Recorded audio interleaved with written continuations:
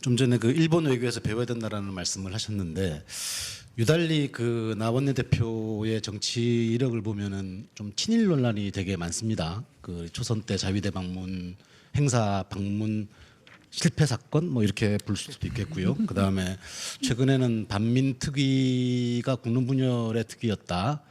그 다음에 한일 위안부 협상은 잘 긍정의 측면이 있다. 외교적으로 긍정의 측면이 있다. 그러면서 기조발전문에는 이제 관제 민족주의라는 말씀도 사용하셨는데 좀 이렇게 일본 문제에 대해서 유달리 이런 논란이 많은 것에 대한 좀 본인의 의견을 좀 말씀해 주시죠. 저는 이것은 뿌리 깊은 이 좌파 정당이 우파 정치인에 대해서 친일파 낙인 찍기라고 생각합니다. 물론 제가 이제 초선 당선되자마자 2004년 6월 말쯤에 있는 그 자위대 창설 행사에 실수를 잘못 갔다가 그 문 앞에까지만 갔다 온 사건 때문에 그 이후로 계속 친일 논쟁에 휩쓸리는 거 잘 알고 있습니다. 근데 지금 이 정부가 역사 논쟁 시작하는 것도 역시 친일 프레임을 우리 정당을 친일 프레임으로 가두려는 것이고 그거는 뭐냐 결국 대한민국 정통성과도 관련이 있다고 생각을 합니다. 뭐 지금 너무 많은 이슈를 말씀을 하셔서 제가 일단 하나씩 일단 이슈별로 한번 말씀을 드려보겠습니다. 반민특위 부분은 저는 그 반민특위를 폄훼할 생각은 아니었는데 그 부분에 대해서 조금 오해의 소지가 있는 부분에 대해서는 유감의 뜻을 표시합니다. 저는 사실 이 친일 프레임을 씌우는 것에 대해서 대한민국 정치인 누가 일본을 더 이롭게 할 그런 정치인이 있겠습니까?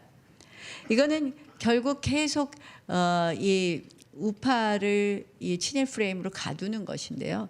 지금 문재인 대통령이 다시 시작한 것입니다. 이것을. 지금 김원봉 서원을 왜 꺼냈겠습니까? 역시 친일 논쟁이 또 불거지는 것입니다. 이해하시겠습니까? 아시겠죠?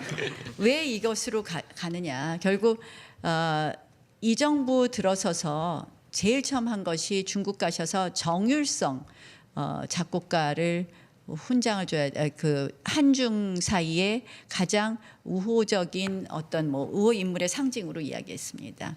그리고 지난번 3.1절에는 빨갱이 이야기를 또 하셨습니다. 그리고 이번에는 이제 김원봉 서훈 이야기를 하셨습니다. 이거는 끝없는 이 우리 대한민국 역사 정통성 흔들리기와 관련이 있다고 생각을 합니다. 그런 의미에서 저는 과거와 계속 싸우는 이 정부가 과연 미래를 가져갈 수 있느냐 하는 부분을 하나 말씀을 드리고요. 그다음에 이제 저에 대해서 이렇게 계속 프레임을 씌우는 것은 결국은 우파 정당에 대한 낙인 찍기와 함께 우파 정치인에 대한 낙인 찍기라고 생각을 하고요. 위안부 협상 제가 그때 말씀드린 것도 외교적으로 잘 됐다고 했습니다.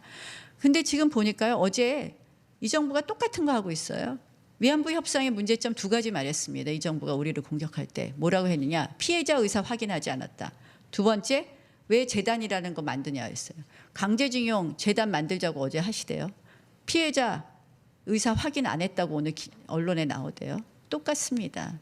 결국은 우리가 현실적으로 타협할 수 있는 부분밖에 없었고 그래도 위안부 협상이 외교적으로 그 당시에 우리가 평가해 준 것은 처음으로 공식적인 사과, 처음으로 일본 정부가 돈을 냈기 때문입니다. 그런데 그런 부분에 대해서도 계속 프레임을 씌우는 겁니다.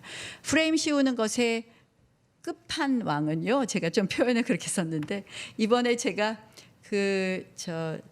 우리 국회에서 날치기 패스트 트랙 할 때 양말을 신었어요. 운동하시느냐고.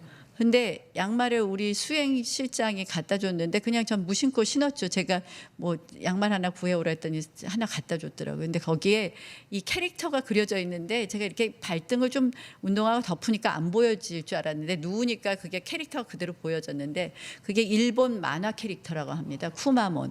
그랬다고 이것이 또 토착 외구의 증거라고 패널들이 나와서 얘기하더라고요. 저는 그래서 참 정말 우리가 이런 불필요한 논쟁 언제까지 해야 될까요? 우리 정치 수준이 이래야 될까요? 하는 생각을 합니다.